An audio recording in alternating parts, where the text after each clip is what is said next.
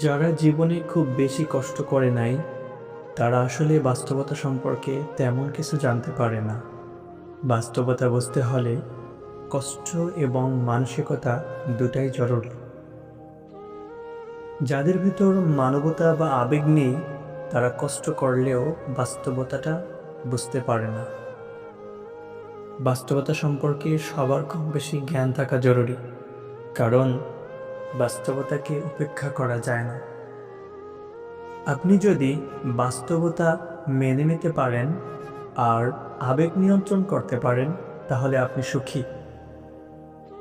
বাস্তবতা কখন আপনার আপনকে পর করে দেবে, আবার কখন যে পরকে আপন করে দেবে, আপনি বুঝতেই পারবেন না।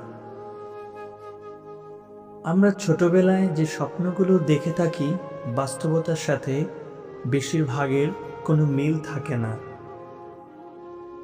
মানুষের পুরো জীবনটাই হচ্ছে একটা সরল অঙ্ক। যতই দিন যাচ্ছে, ততই আমরা তার সমাধানের দিকে যাচ্ছি। আর দুনিয়ার জীবন খেলাধুলা ও তামাশা ছাড়া কিছুই না। জীবন মানে ক্রমাগত মৃত্যুর দিকে এগিয়ে যাওয়া। জীবনের সব লড়াই একাই লড়তে হয়।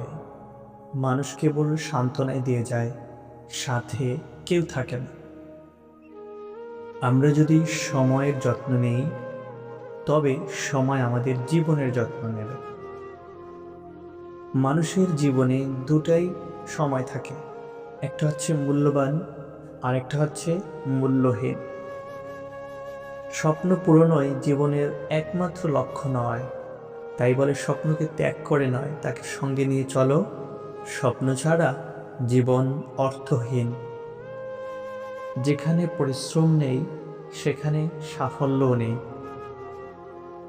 জীবন যত সামনের দিকে যাবে, ততই কঠিন হতে থাকবে। যে পরিশ্রমী, সে অন্যের সহানুভূতির প্রত্যাশী নয়।